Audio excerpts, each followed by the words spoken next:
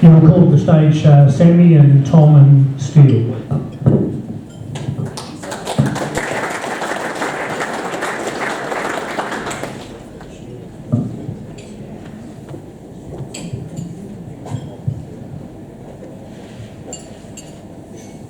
Thanks, Trevor, for the introduction, and welcome everyone along tonight.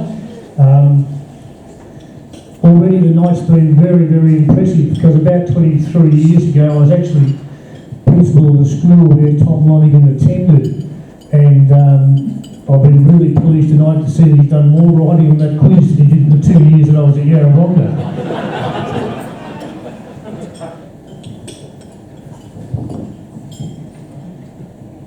It's my privilege to host tonight, and I think it's fantastic that the initiative from the Coaches Association to bring back 3 of our local products, and they've been through the AFL pathway. They've now got firmly entrenched careers in the AFL, and they did commence that initial pathway at the under 15 level. So firstly, please welcome Tom Lonergan. Tommy hails from Yarrawonga, and he played Goulburn Murray under 15s with us. I actually think we might have poached Tom away from the Ovens of Murray in those days, because he went to school in Yarrawonga. He played TAC Cup with the Corby Cannons because he was attending school at Assumption College in Kilmore. Tom started his career in 2002, and he's played 164 games and kicked 54 goals for the Geelong Cats. He's obviously now very entrenched as a key defender at Geelong, and he was a member of the 2011 Premiership side. So again, great to see you here tonight, Tom. Sammy Wright's about our closest local product to where we are right now, coming from Catamatite. Sam played Murray Bushrangers TAC Cup, and he commenced his league career in 2008. He's played 108 games and kicked 56 goals for the mighty Kangas, and he was the Rising Star nomination in 2010. Sam has also found his spot now in defence with the Kangaroos, so a special welcome to you, Sam Wright. And the middle, Steele Sidebottom, again not far away from Kingupna to Baruga, here where we are tonight. He was also a Murray Bushranger, and I'm sure you have vivid memories of his outstanding grand final for the Bushies. He's now played 143 games, kicking 106 goals. And Steele, like Sam, commenced in 2008. He is recognised as a elite midfielder and was a member of Collingwood's 2010 Premiership side. So again, our congratulations and welcome to you, Steele.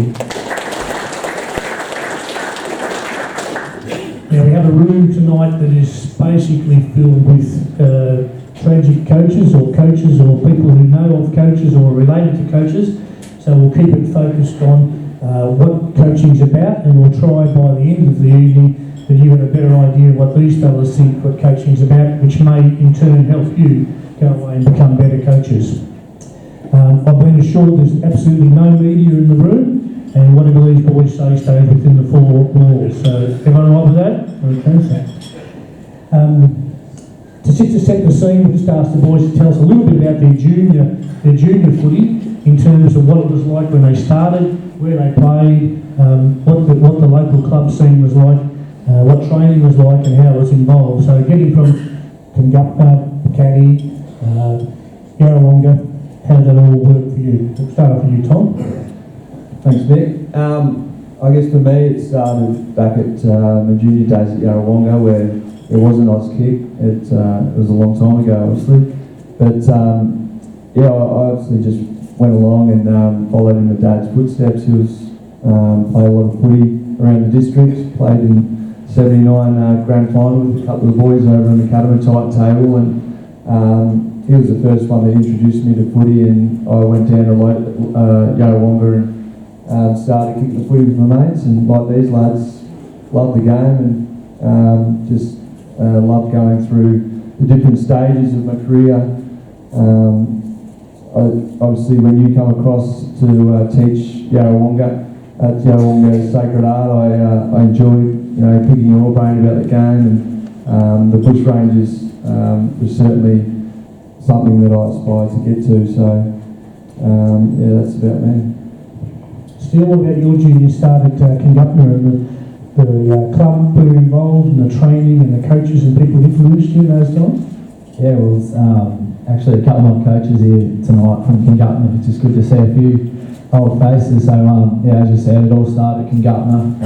I used to live in Tallygroupna, which was probably 5 minutes down the road, and yeah, obviously did Auskick there, but there was no junior footy at Tally, so I had the trek to Kingupna, and yeah, obviously went through the ranks there, and as I mentioned, the coaches here that I've probably built a good relationship with, and I still keep in contact with them. But yeah, went through the under 15s with the schoolboys, and then was lucky enough to go through all the Bush Rangers ranks, and I think the people that you meet over the time, as Tom said, he was picking your brain, some of the coaches that you get. And even obviously now that all you want to do is just become a better player, and the more you pick at those kind of guys, the more information you're going to get. So obviously being at the coaches' night tonight, there's a lot of coaches out there, and hopefully all the kids are doing the same thing so that they can become better footballers. Thanks, Steele. Sandy, what about early days at Caddy? What year did you start running around and playing under 14s, and how was the day panning out for you? Yeah, like all these boys, I started pretty young. I got 4 brothers, so they all started playing ahead of me, and so I followed them down, and Mum made me wear a helmet to training. I was that little, probably 8 or 9. Didn't go near it for the first 2 years, I don't think. Still loved the game, and got to under 15s or schoolboys, and it was my first try out for anything really, and I struggled, and was probably last picked in that side, as you remember. But from there, yeah, as Rusty said, went through the Bush Rangers system, and was lucky enough to play in an under 18s Murray Bush Rangers Premiership, which is, I know it's underage footy, but they're the memories that really last. Just on that, when you say you're probably last picked, what did that do for you at that time in regards to, I want to be better than this, I want to improve myself? That's the sort of message you would get? Yeah, definitely. I think I see myself as a competitor, so even when I was that young, I think I even got told I was the last pick once the side came out, so I knew if I could get into the side and I'd get a good run at the games, I'd be able to show everyone what I could do. But I think that sort of followed my path all the way through. I missed out on under 16s, big country through injury, and under 18s I didn't even play big country, so got drafted straight out of TAC Cup. So it sort of followed my path the whole way through, really. So made you more determined? Yeah, I'd say so. Yeah, definitely. Even in the early years of my career, I struggled to find a spot forward or back. And finally, in the last couple of years, I think I found that spot. So. Tom and Yarra, was there a particular coach or a person that influenced you, or there was a message they were giving that you really took on board as a youngster? Not really. To be honest, I didn't take footy too seriously as a young kid. I can believe that. I know him pretty well. I didn't take too much really that seriously. I enjoyed the footy in the winter and cricket in the summer, and a bit of water skiing and chasing some girls around town. That was probably about me, but nothing too seriously. I'd be lying if I said it did. Dad sort of wanted me to knuckle down a bit more, but it wasn't my personality, I don't think. What about when you hit the Corby Cannons, or what about Ray Carroll or Assumption? Did they have any sort of influence on where you were planning to be?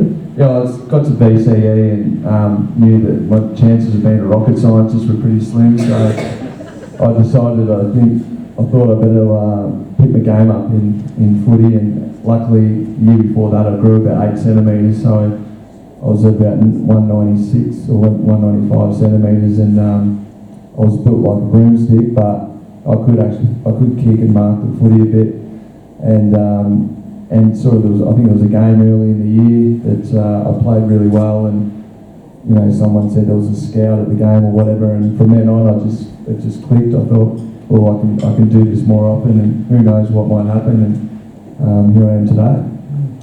What about telling a group or a conductor, Steele? I mean, my vivid memories are you never had a footy out of your hand all the time. Was there someone there that you can relate back to now and think they had an impression on you, or they gave you a message that made you aspire to be better?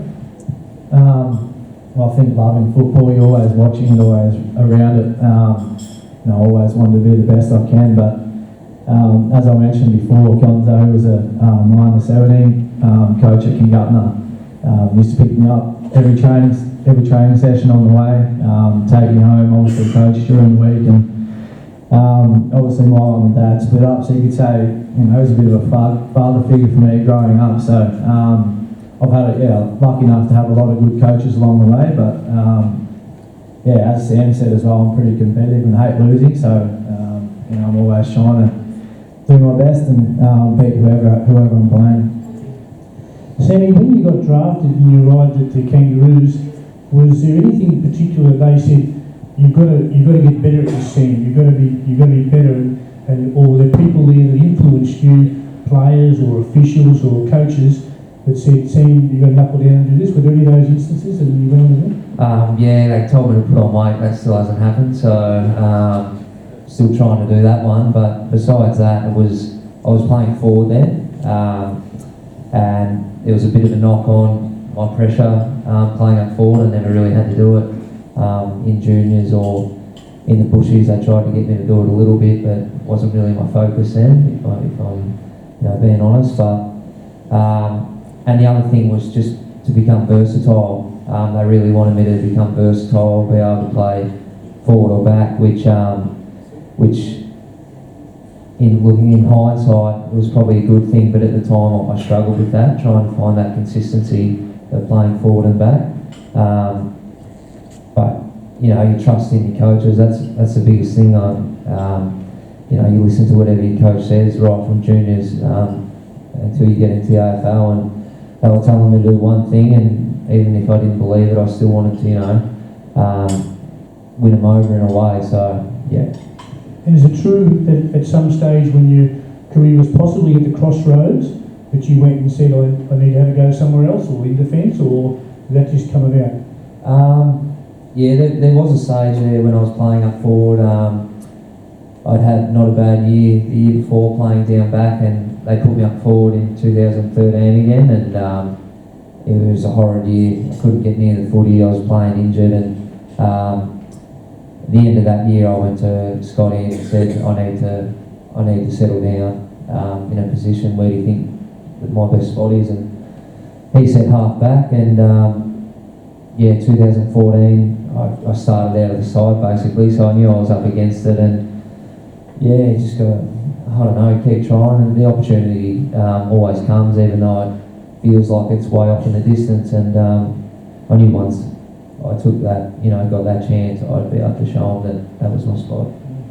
What about you, Tom, when you arrived at the Cats? Were there any players or coaches or officials that sort of influenced you, or you modelled yourself, or you were open to their suggestions that took you on board and made you become a better player? Yeah, well, I guess following on from what I said before, I was a pretty relaxed sort of kid, and I'd say my first 2 or 3 years, well, certainly my first 2 years at Geelong, I took that attitude into my footy, and I quickly learned that attitude wasn't going to get me anywhere. And Mark Thompson, early in the piece, he got me into his office and said, I'm going to send you back home to Yarrawonga. That was within the first 6 months of me being there. I'd been called, I think he'd called me a bad egg in front of the whole group, and then from a few other things that happened along the way, a couple of the assistant coaches, Brendan McCartney and Kenny Hinkley, when he came, they really banged into me. I think obviously they saw something in me, and they just whacked me, just constantly whacked me, and made me get into a good routine and structure that changed my sort of mindset of who I was to who I could be, and I'm probably great. I'm here because of those guys, and yeah, they were fantastic in my development in those early years. You're a little bit different, Steele. You were drafted in 2008. In 2010, you played in the Premiership, so it was only a small window, but were there still people there that grabbed hold of you and said, listen, this is what you've got to do, this is how you've got to improve? Were there influences on you? Yeah, definitely. Yeah, I still remember this day, and obviously Brad Scott was one of our assistants, and he's obviously coaching Sam now. And, obviously, yeah, when I got there, I had to play VFL, and all you want to do as soon as you get there is you want to get into the AFL team. So I had to go back and play as good as footy as I could to get into the seniors. And I was lucky enough, I think round 7, and when I debuted, and then probably only lasted probably 4 or 5 weeks, and then got dropped again. And I remember having a chat with Brad, and he just said that the only way you're going to get back in is if you start dominating the VFL. And towards the end of the VFL season, I started to string a few good games together, and then the first final, I think it was against St Kilda in 2009, I ended up getting picked, and I suppose from that time then, haven't really looked back, and just haven't wanted to go back and play a VFL, and haven't yet. So just keep trying to strive forward, and not go back to the twos. Your coach now is Nathan Buckley. Do you want to let us know something about the sort of person Nathan Buckley is in regards to his coaching? What credentials or what criteria does he use that, presumably you think he's a good coach and taking it on board, that makes him a good coach? What's the sort of stuff that he does that you say he's a good coach? Well, I suppose for one, the kind of player he was, he's obviously been a great player of the game that probably doesn't necessarily make him a good coach, but I think that the care that Buck shows for his players, I think one of the coaches mentioned it before about, when the young guys come to wherever you're coaching, that they always want to see them leave a better person, and that's probably the number one thing for Bucks, that, when you get to Collingwood, if you don't play a game or you don't play good footies, he just always says that if you leave the club a better person, then he's done his job. But without a doubt, I think the care that Buck shows for his players, and not only his players, but the people around the club, is probably the thing that stands out for me. Sammy, what about Brad Scott? Obviously he's had an influence in regards to changing, which you've already mentioned. What else about Brad Scott makes him, in your mind, a really good coach? There's a lot of things that make up Brad Scott. He's got a lot of moves, that's for sure. But as Sidey said, he's just a really good communicator. When he first came to the club, his philosophy was that he understands what the game is like to play. Just being fresh out of retiring or leaving the game, he understands that when you're watching vision from behind the goals, it can look really easy, and he understands that the pressure and the stress that you go through as a footballer. And over the years, he has got a lot harder. In his early days, he was more supportive with the young group, really tried to build that bond with the players and communicate well with them so that we can go to him with anything. And I feel like we can now. I feel like there's been times where players' careers have been at the crossroads, or they're struggling outside football, and you can go to him and talk to him about it. That's the biggest quality I want in a coach is they communicate with you. You can talk to them back rather than them just being an authoritarian. Yeah. Tommy, what about the other Scott? Obviously he's a premiership coach. What would you say about his best attributes? Is he moody too? Yeah, well, they are twin brothers. He certainly can get that way at times, sorry about that. But he's, sometimes you're out on the ground and you look up at the big screen and see him throwing a sandwich or a can and going bananas.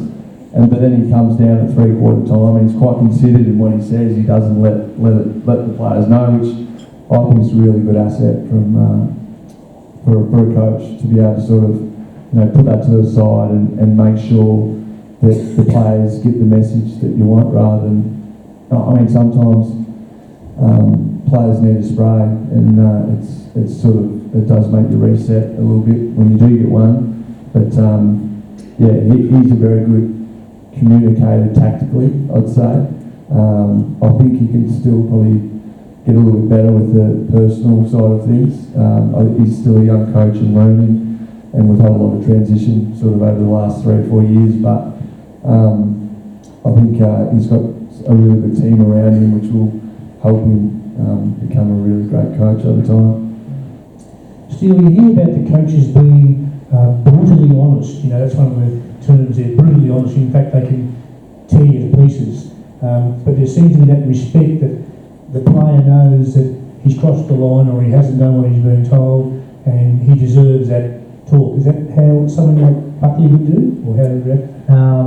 Yeah, there's no doubt that when you do stuff up or whatever, you know, and sometimes, you know, you do deserve that spray or whatever, but I think the coach knows that you know as well and probably doesn't even need to say anything. But, you know, as I mentioned before, that Bucks has probably only given us one good spray that I can remember. It was against Sydney this year where we probably did deserve it, and he went off his head, but he's probably pretty calm, and as I mentioned, that he probably knows when blokes have stuffed up and they know as well, so he doesn't have to give that spray, but he's always usually pretty calm when he says something. What about Brett Scott saying that brutally honest thing? Is that something players appreciate? They know where they stand? I don't know if you appreciate it at the time. This year he's definitely been a lot more brutally honest.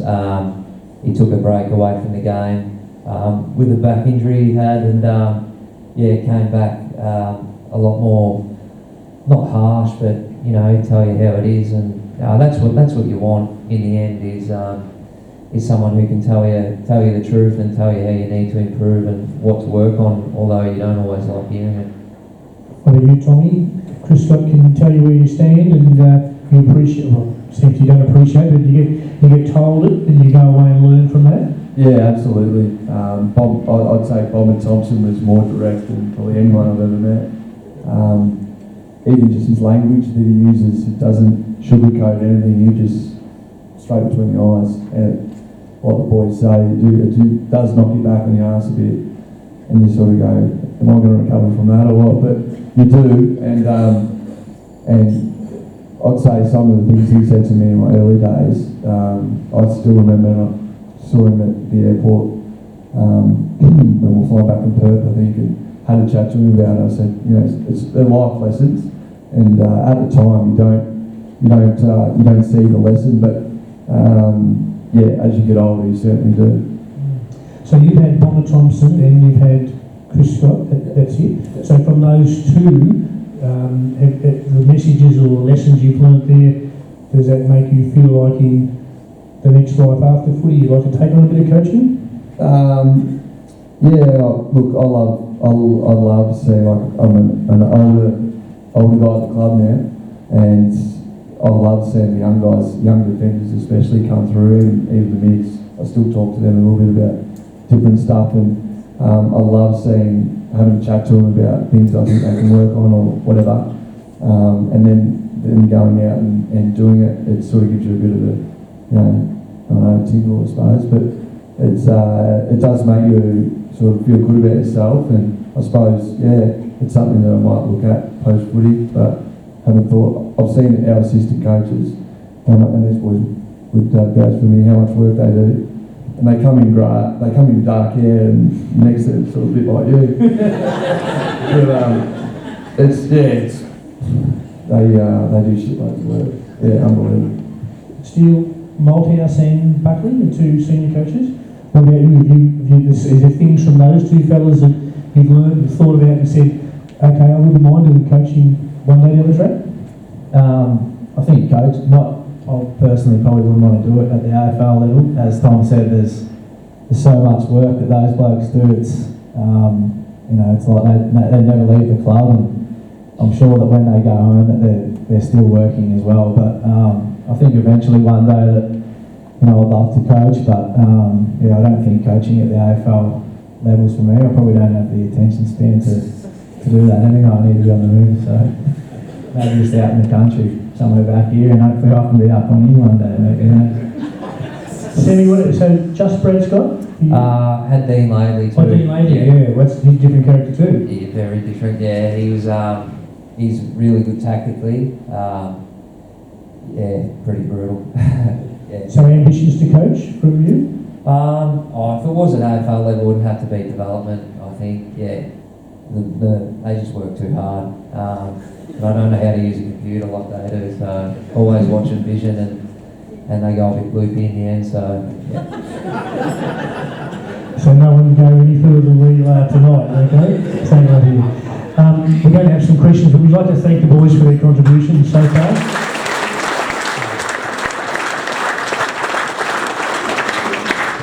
Could I ask you to stand up and just identify yourself and address your question to one of the three boys, and they're only too happy to answer your questions.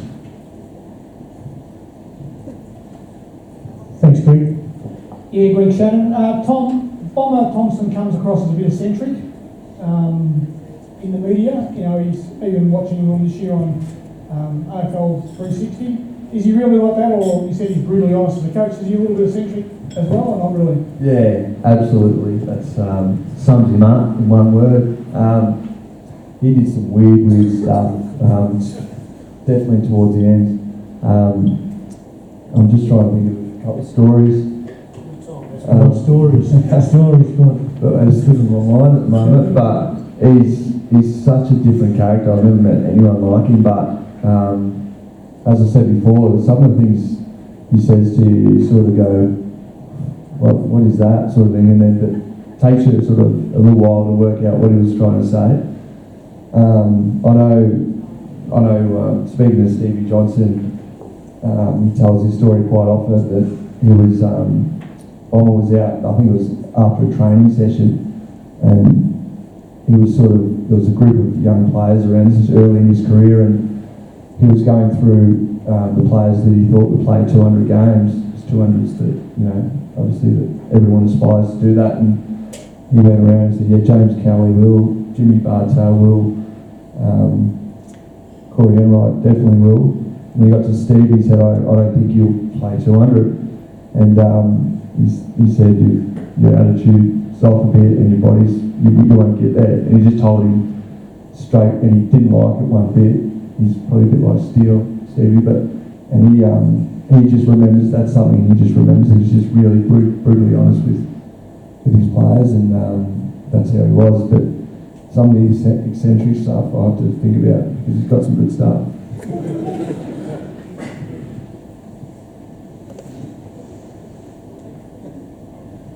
Just a quick one. This time of year is it's a silly season in terms of trading, and often people will say everyone's on the market, or there's some untouchables. Is this a bad time of the year for you fellas? I mean, is it a time when you think, oh God, I wonder if they're going to put me up, even though you've all got contracts, I know. But is this a bad time of year for players overall? Sam? It's certainly getting bigger with free agency and everything like that, but yeah, I'm actually not contracted, so I might be at a different club next week, and might be rusty.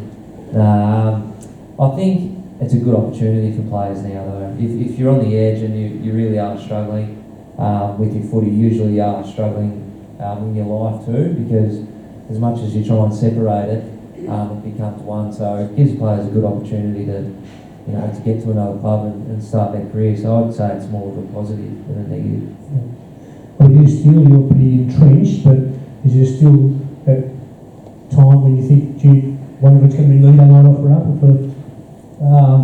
Well, I think it's probably shown of late that anyone could end up anywhere, and it probably doesn't even matter if you are contracted these days. That you see blokes moving around all the time. So I guess I haven't felt that I'm going to get the arse yet, but I'm sure my time will come one day where I'm getting to the end, and maybe coaches are thinking like that. But as Sam said, that it's good for blokes who maybe are on the fringe that can go somewhere else and maybe get a fresh start. So. Tommy, you're towards the end, although you had approaches from Western Bulldogs last year. Did you think long and hard about that? Yeah, certainly thought long and hard. I was 30 at the end of last season, so 3-year deal was on the table, and yeah, it was a bit of a godfather deal in a sense, but I don't know. Definitely thought long and hard. It was quite a stressful period, but it was probably it just leaned more. The pros leaned more to staying at Geelong, and I have a lot of friends still down there, and I love living down the coast. Small, the traffic's way better than Melbourne. And overall, I just thought it was a better idea to stay. But I agree with Sam in terms of I think it's a really good opportunity for players.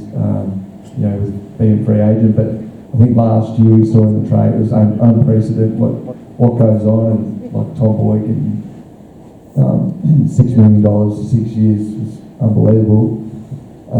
And I think that's just the start. That's just the beginning. I think this year we'll see similar sort of scenes. Thanks for the question. Yeah, thanks for coming, guys. Probably a bit more of a senior youth question. I know a few years ago it was, the long distance pre-seasons were probably in fashion, and then they shortened it down to maximum runnings 2.8 Ks and conditioning. What sort of things last year and maybe this year that are in your programs for conditioning pre-season, and what are the coaches really working on just for maybe the senior coaches? I think when I first got there, it was just a lot of running, and then probably the last couple of years, the footies have come out. You're still doing the running, but like you would all know that it's more enjoyable to run when you've got a footy in your hand than it is without. But I think for us, probably the last few years, it's been probably inside in the gym where we've probably done our most work. Probably not me, as you can probably see. I've seen you slip away a bit, but I think definitely, for us, it's been more inside. There's no doubt that we still do a shitload of running, and for us, just more in the gym side. Just on that, Steele, Conley went to Utah or overseas, or Arizona? Yeah, we went to Arizona. And you've given that away, and Sammy North is still going back there, is that right? Just in helping to answer that question. Yeah, 1 to 5 years, still going there, yeah. So the older boys do their stuff here while they're having fun over there. Sorry, just to finish answering that about pre-season? Yeah, so I think all the clubs are fairly similar. I think this year it might change a bit with the sub rule gone and rotation. So we might be doing a lot more, long distance running as well, which isn't nice. But all the clubs are similar, I think, in terms of what they do. A lot of short, intense work, but also you get your running in your game sense. If you do 4 quarters of game sense, you could add up to 10k running. So and then you only have little volume to do at the end. So that's the way I like it, but everyone's different. Thanks, Scott. Thanks, Mick. Scott Watson. How are you, boys? You talk about coaches being brutally honest with you as players. What role have you had where, as players, you've been able to be brutally honest with your coaches, give your coaches feedback? Interesting in that. Yeah, good question. We had, obviously the boys would have too, the leading teams group come in, or one guy come in, and a lot of the time it's the player up the front, giving 3 words that describes you from all your peers, and then we got through pretty much the whole list. So we spoke to our leading teams guy, and we thought it'd be a good idea to get the coach up. And we haven't done this with Scotty, but we did it with Bomber, and I think he loved it, to be honest. I think he hadn't been spoken to like that before, and there was guys just coming out of their shells wanting to tell him stuff. So he certainly got feedback that day. It's probably the only forum you'd ever want to do it to a coach, but I think as you get older, you tend to I feel a lot more comfortable talking about things that are on my mind with the coach now, and things that I think tactically didn't work so well, and I think if it's a good coach, they're responsive to that and tend to take that on board. But you still, what about the feedback in regards to Buckley? Yeah, we've got meeting teams as well, but every Monday we have our leadership meeting, and it's just obviously the leaders and a couple of the coaches, and I think like anything, when the group's a bit smaller, blokes are more likely to speak up, and that's probably the place where Pendles does a lot of our leadership and a lot of talk. Him and Bucks spend a lot of time together, but seeing Pendles speak to Bucks is it's almost like Pendles is a coach. So, he actually probably could be a coach the way he plays. He's always as good a player he is, the output he has for others. I'm sure if you watch Pendles, just watched him closely, that he's always pointing and intervening for others to move around. But in terms of giving the coach feedback, that's probably in that small little leadership group that Bucks would get the most from his players. Sammy, what about Scotty? You get a chance to get some back on him different times? Yeah, a couple of times. I think, as you mentioned before, when you got the option to, you have to, don't you? And I have before, and he's probably accepted it better than I thought he was going to. And, but I think for me, it's more with your line coaches, because you spend every day with them. If something's not working in the back line, if your spare's not working, I get a senior player to come with me, but we'll discuss it and tell him if we like it or not, and that's the feedback you need if you want to improve. Okay, that looks like all of our questions. So, besides you, Mick, there's some presentations for the boys. Thank you.